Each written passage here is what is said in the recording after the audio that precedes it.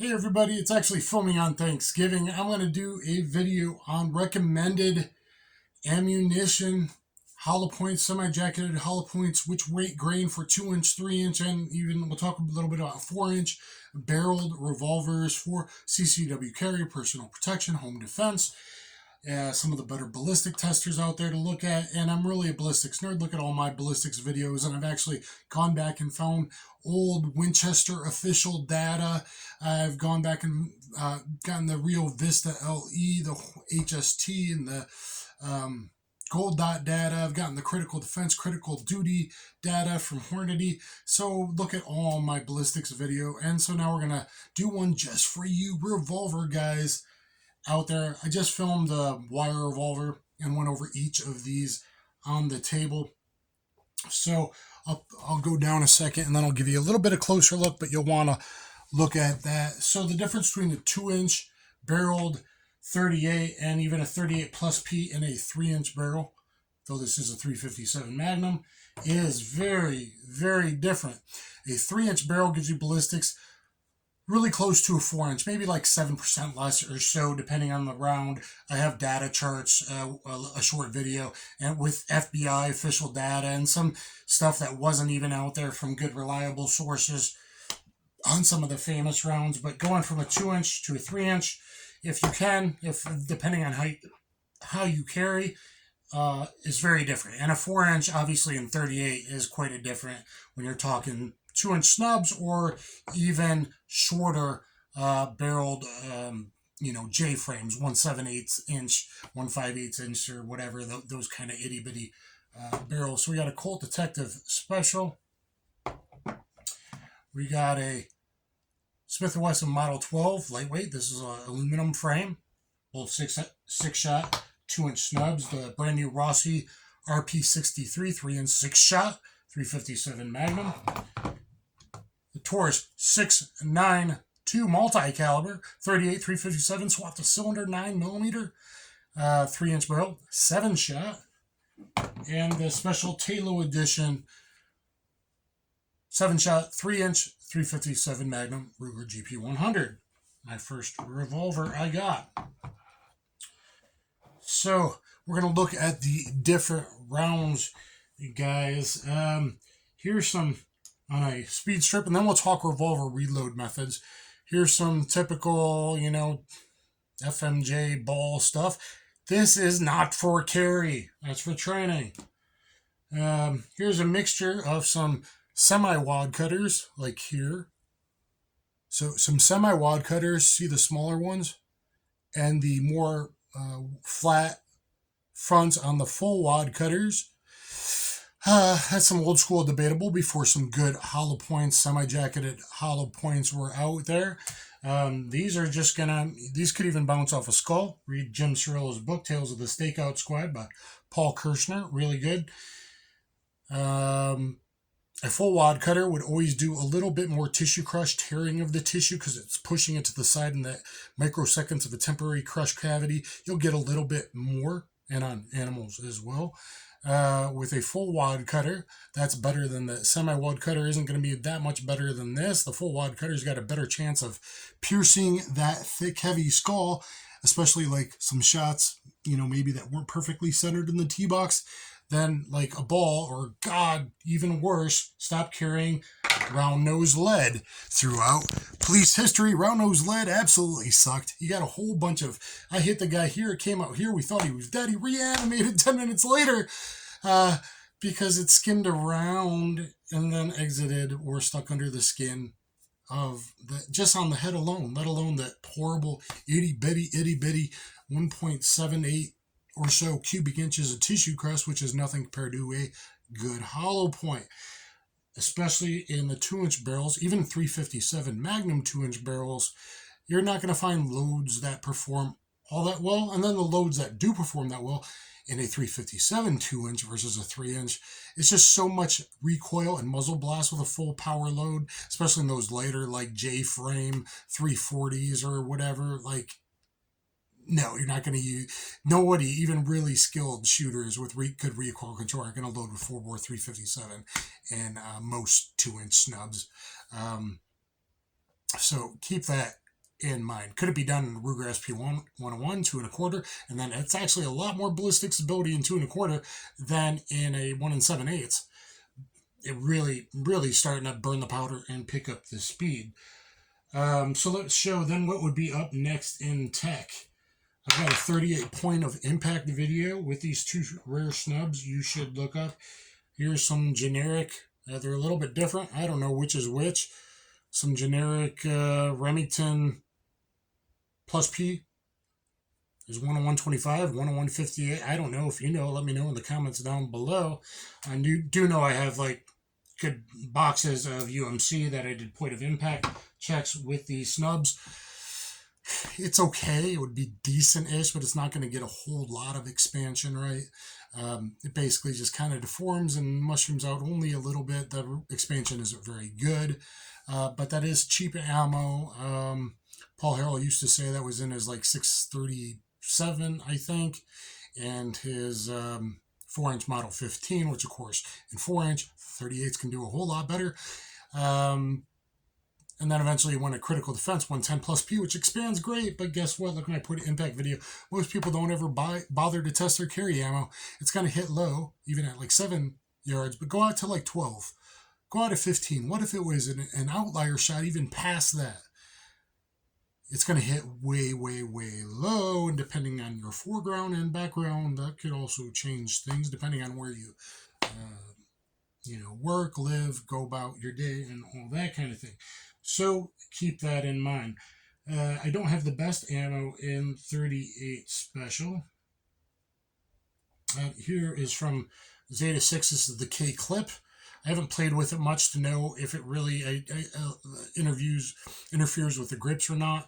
You got to really kind of take a whole lot of time to get in there and then rip this up probably to put them in, but it works on the Model 12 and the RP63 because they both use K-frame style speed loaders. It works on the Colt Detective, which is known as a D, as far as the D frame, as far as HKS speed loaders, which these are here. These are the 7 shots. This one's with some really hot-ass Underwood Gold Dot, which probably should only be used in the heavier ones. I've shot, I think, 4 rounds out of the RP63 in my range review. It's a little too much, but look at those old school 125 grain semi-jacketed hollow point, whether Federal, probably the best, or Remington, cheapest, or Winchester, maybe in big box stores still Super X. They're all going to perform great. On paper, they don't even expand that much. On paper, Winchester 12.3 inches of real organic penetration. Federal only 11.7 tested by the FBI. And yet in real world results, they did so good. Look at my other ballistics videos on that. These other rounds here are 135 grain critical duty, and those are pretty good performers overall, even from snubs. More milder recoil than the full bore loads, but that's going to be better if on a reload, which would be really weird, and we'll talk more about that, in penetrating, a big old fat guy, or maybe, through car doors or windshields or something like that, with more of a bonded type of bullet, or with a gold dot. Let's go to the 38 gold dots, some of the better ammo I have for a snub. That actually Gun Sam, one of the best ballistics testers on YouTube, Arizona Air Gunner, Discreet Defense. I'm starting to look into Northwoods Testing. Good ballistics tester. Look at their stuff. Pay attention to Gun Sam's MDF real world testing, because that actually makes clear ballistics kind of matter. I explained that in a video.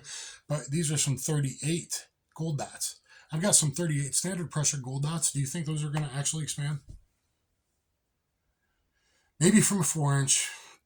Probably not from 3-inch and not from a 2-inch. The 38 plus P, if it's the 135 short barreled gold dots, this is a recommended load on Dr. Gokor's list.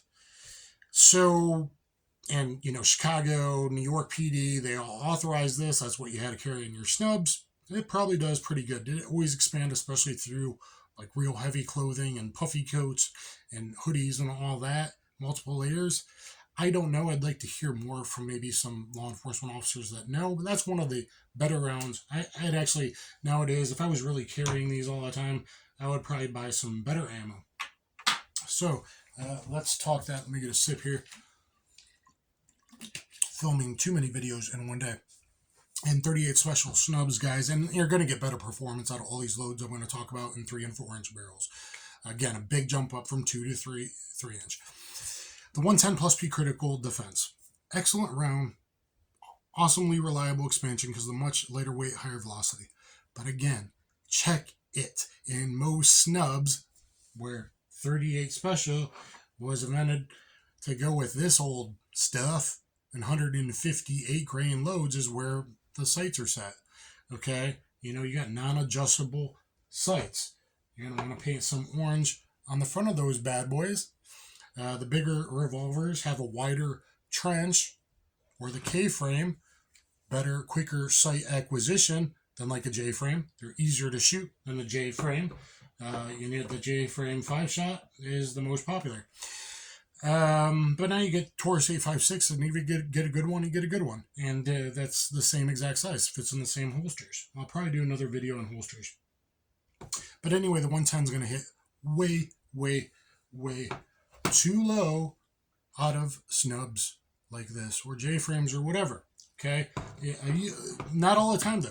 And one of Paul Harrell's, I think it's a 638, that hits the point of aim. Every other ammo going higher in grain hits higher and higher and higher typically. So every revolver is different, but most revolvers, I think I'm comfortable saying that most snubs are going to hit low. Is that acceptable since most defensive gun use is 3 to 7 yards? Probably a lot more in the 2 to 5 yard range. Probably, maybe, for me, the chance that it might be a 12 yard, 15 yard shot, it's already getting on the outliers. But even Tom Given's 64 that defended themselves because they were actually carrying. One was at like 12, one at 17, and one at 22 yards, I believe. Something like that is in this book, Concealed Carry. You should get. So probably better loads nowadays, modern loads for the snubby. That's going to be a 125 grain plus P Golden Saber. New boxes just came out. One's already tested it. Gun Sam's about to test it. So if it does good, and at least the Gun Sam's as well, and the quality seems to be better. Now Vista may be being bet out by a Czechoslovakian company. We'll see if that goes through. But it looks like Golden Saber. It looks like Remington.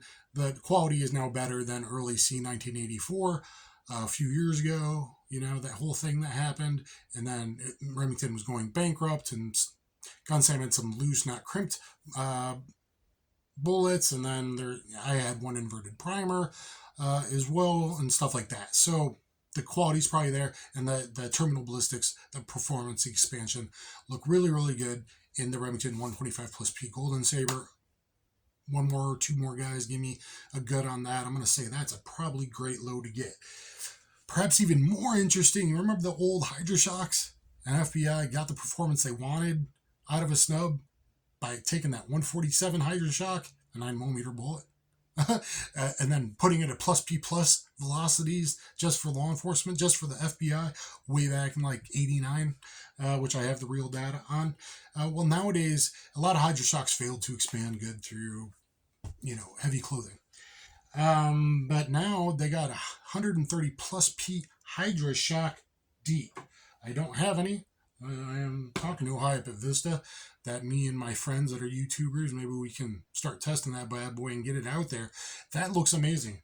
It looks like it's so amazing that a 2, 3, 4, even longer barrel, it's going to have good performance in that entire barrel length velocity range, the velocity window for expansion threshold.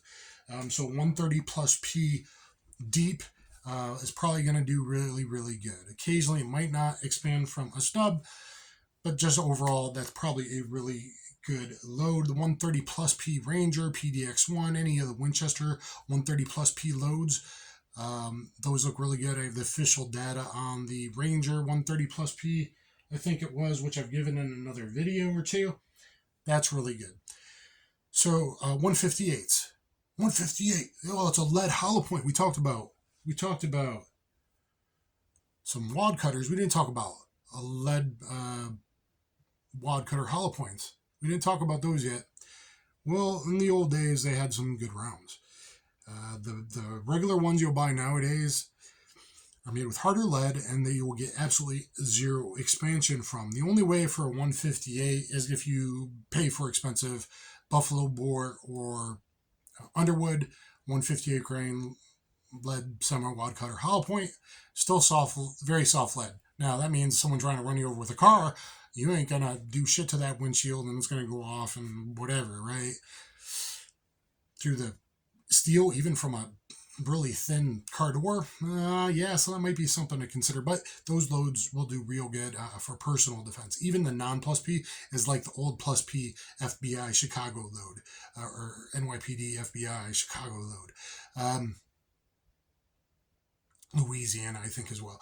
Their plus P is like super hot, and a snub, it's going to be too much recoil. Only use the plus P in like a heavier steel frame, not in a lightweight. Oh, but wait a minute, these are old. You can't shoot plus P in it. I didn't tell you to shoot thousands of rounds of plus P in it. J-frames did go back through with a couple of the big famous writers, I think Keith, others, thousands of rounds in a J-frame. So I assume a Model 12, a bigger K-frame, can handle a few of them, and I shot a few in that, a couple, right? And I shot, a cylinder, and I shot a cylinder in the Colt Detective. Really, they were saying you could do 1,000 rounds of plus P, and then you had to send it back to Colt and that was with the detectives. The agents and the Cobras, we don't really have data on. That might be different. Okay, maybe their aluminum frame wasn't as hard as the J-frames that were tested back then. I don't know. So don't come at me, bro. But could you do a few in this? I did a few in it. Yeah, you could do a few. They said you could do up to 1,000, but again, that was way back when.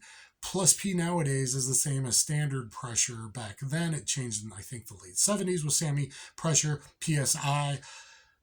So you're good to go. 357 Magnum. Again, way better in a 3-inch than a 2-inch. Way better in a 3-inch than a 2-inch. Or worse, less than that. This is going to be a lot of blast, recoil, oxidation in the air, and not really burning, even though it looks like a fireball. I know I got one great fireball shot. Look at my initial range review of this with Remington 125 semi-jacketed hollow point. One of those, flamethrower. It was awesome. But 3-inch are actually going to get almost 4-inch. I mean, meaning in those old school loads, Remington out of this, maybe 1380, maybe 1400. The Federal from a 4-inch, 1440, 1450. I sent some to Gunsam to test. So from the 3-inch barrels, a old school, cheap 125 grain semi-jacketed hollow point, like you can buy the 50 round, 100 round boxes of the Remington, is going to be just fine. Again, you want a little bit more bonded barrier penetration. Cold doubts are out there, critical duties out there. As far as weight range, everything's really going to do good. 110 grain can overexpand and underpenetrate in 357 Magnum. And honestly, 38 for that matter. So, yeah, you're going to get lighter recoil, but the best weight range in 38 is really 125 to 135 plus P, probably. And for personal defense against bipeds.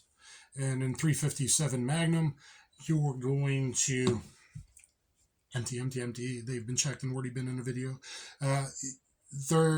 You want 125 to 145 grain. The old school 125, 145, the 135 critical defense. If you want lower recoil, great performing rounds in 357 Magnum, the 125 critical defense, and the 125 Golden Saber have always been known as good performing rounds with mid, kind of lower on the end of 357 Magnum recoil. But yeah, velocity, we're talking like 1250-ish, at least from a 4-inch barrel, maybe 1200 from those. So still good penetration, expansion, all that with much milder recoil. And then, of course, now this is just a little shy of 28 ounces, so good, easy, and very small, smaller than the K-frame size, height-wise, top to bottom. If you wanted to do 38 plus P in that, any of those loads we talked about would be good. Underwood used to have 125 grade gold dot bonded. Fortunately, I always wanted to pick some up, and I never did, because those would do really good from 3-inch barrel. Or an 8.56 Defender, a 3-inch barreled 8.56 38 special. They still do it with a XTP, and that might do, I'd have to look, okay from 3-inch, but not from 2-inch. because XTPs are harder bullets. So there are some of your better, talking about the ammo, the hollow points. Let's talk about reloads. If you are a civilian and you think you're going to reload a revolver in a gunfight and still need to use those rounds other than to just cover your butt, you're crazy. You're talking 12, 13 seconds with a speed strip. You're talking a little bit better. This is called the K-Pack, and I don't have, yeah, I do have two out here. 3x3. You load 3 and 3, so you only do it twice versus 1x1 with a speed strip, or maybe 2x2. Okay, so I really like that, and you can put these together and carry it in your back pocket. Sitting on it kind of sucks, but I've done it. You can throw it in a coat pocket. That is a good way of carrying extra ammo. Should you? Yes. But do you think you're going to have the time even for this? No. Do you think you're even going to have the time in a 4 to 7 second typical defensive gun use to even use a speed loader? The 7 shots or the 5.87 HKS speed loader? No. 7 shots, there's not like a speed beast on the 7 shot. There isn't a 6 shot. Gun Sam's gotten really good at it and fast, but it's kind of big, right? But that does quicken up his reload a lot. From, me, I'm shitty, so a 10 to 12 second reload, especially 7 shot because they're closer to each other, it's a little hard. The 6 shot Model 10 HKS also works in the RB63, also works in 38 Special. For the other two here, even though D-frame is actually a little bit smaller, it still works, I think. And there you go. But if you actually think you're going to be able to, again, when I go boom, and you're empty in 5 seconds. Or if you have better trigger discipline, maybe 6 seconds of the 7 second gunfight, and hopefully your ass is running to cover and not getting shot up. It's not going to happen. Now, should you carry, this goes good in a watch pocket at the very least. That's easy. Throw a speed strip in your watch pocket. Okay, in your jeans. Easy, easy, easy. These in a pocket. Easy, easy, easy. People really don't like carrying speed loaders because they're kind of bulky and they could turn and dump your rounds. This is what a DeSantis, I think it's a speed 6 or split 6, because half the rounds go in front of your belt, half the rounds go behind your belt. That's a really good thing to get, and I'm sure there's others out there, so you could do that. So you should, and the reason you should is because I shoot my rounds, 1 or 2 of the attackers trying to mug you run off, and I got 1 down. Now, as a civilian, can you leave the area? Sometimes maybe you should. Maybe he's got gang members. You don't know who's going to show up. Another reason for having to reload if you do stay. But you may have to reevaluate him, hold him for police, arrest him, whatever. And even John asked active self-protection, even with autos. Out of 40,000 videos, there's only been a few actual reloads, but that's after the gunfight's over, just to make sure nobody's coming back or reanimating, coming back from the dead or whatever, and in case their homies come to show back, or they drive back for revenge or whatever, right? You do want to have some ammunition to cover your butt. Are you actually going to use it? Probably not. Probably not. Does it hurt? Throw it in a watch pocket or a coat pocket, or have one on your belt? No, it doesn't. But the best reload, as Jim Cirillo found out in all his gunfights with 38 Special, typically he would draw his Colt, well, everyone says Colt Detective. I think it was a Cobra, maybe an agent. I'd have to reread the book. He would typically draw this first because it cleared leather quicker. It got out of the holster quicker. And it's empty. And then he would dump the 6 rounds into, the bad guys. And then he would reload his 4-inch Model 12, or Model 10, excuse me, his 4-inch Model 10. So 6 plus 6. A reload, about 2.5 seconds to grab. If they were both on your belt, it'd be even easier. I, of course, would recommend something like 1 on the belt, and they could be ultralights. They could be aluminum frame, or maybe steel frame on the belt and ultralight, or the other way, an aluminum frame in your pocket. 1 available to each hand is what I would do. And even if you trying to drop it, you're probably not. So you go and click, and you draw. You hopefully move offline, move to cover, and then you re-engage in the 2.5 seconds, even to get it out of your pocket, like front pocket or coat pocket in colder weather. Could you shoot through a pocket? Some autos can do it too because of the slide and the blast, until eventually some cloth might get in there after 3-4 shots. A revolver more likely to not jam in a pocket, right? Even if it has a hammer, that's not the problem. It's just a cylinder rotating. You're good to go. Okay. Look at my old man IDPS shoot me first video for some of that. But even if it has a hammer, guys, it's not going to snag if you draw properly from a pocket with your thumb on the back of the hammer. Tip. Don't get cocky.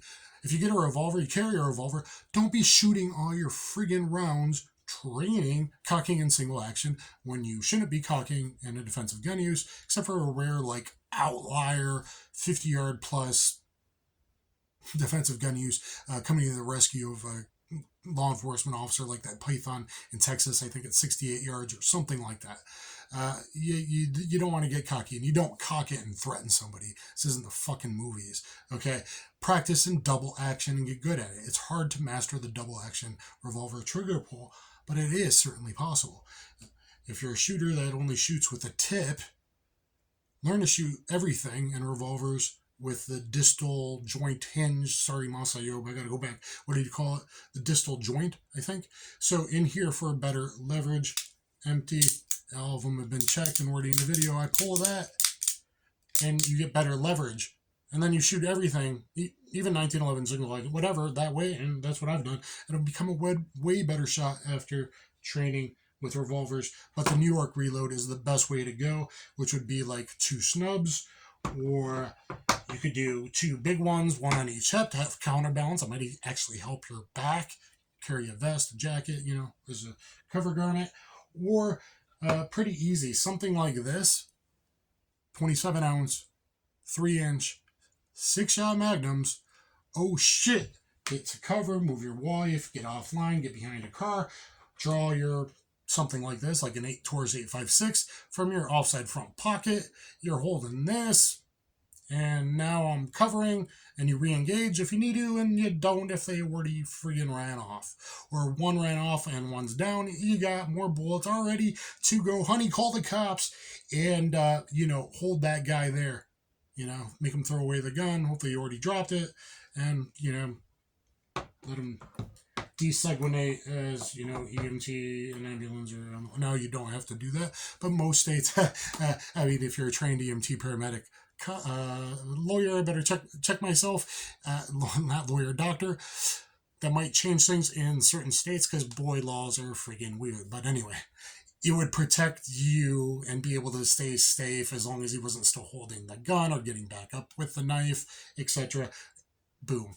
So hopefully, and that would teach you to go to cover. So if you're going to carry a revolver, you might want to carry 2, New York reload, move your ass back offline, hopefully behind cover, and reassess or re-engage as necessary. Please leave me a like, a thumbs up, a share, a subscribe. Get down in the comments. Look at the other ones where I really go into details more on these specific revolvers. We talked about reload methods. I hope you liked it. I'm pretty getting tired. I might do another one on all holster options. And let me know your experience with revolvers. Maybe old cop, he shows up sometimes and went, well, in the 70s as a cop, he used a revolver 3 times. One of them, I think, he reloaded as a cop. If you get behind your patrol car, behind the engine blocking the tires, and maybe reload, that's a little different than a civilian, because bad guys fight it out with cops because they don't want to go to prison again, right? Especially if they're a 3-striker. Whereas hopefully they just scatter in the civilian world, but you never know who's a determined attacker, who's psycho and on drugs and has mental issues and has a machete or an axe or a bat or a crowbar or whatever. You never know. So be prepared, follow your ABCs, always be carrying, and stay safe out there, everybody. Get my combatives and street jiu-jitsu instructional on BJJ Fanatics. I have 4 black belts, fought pro, balanced, have a lot of real world experience, and don't just rely on a revolver. And if you only carry 1 snub, got at least carry like a fixed blade knife, okay, or a good folder. At least have that. Maybe some fighting skills, maybe some pepper spray. I don't know. Anyway, guys, let me know what you think in the comments down below. Thanks, everyone. Kaboom. Sorry for the long one.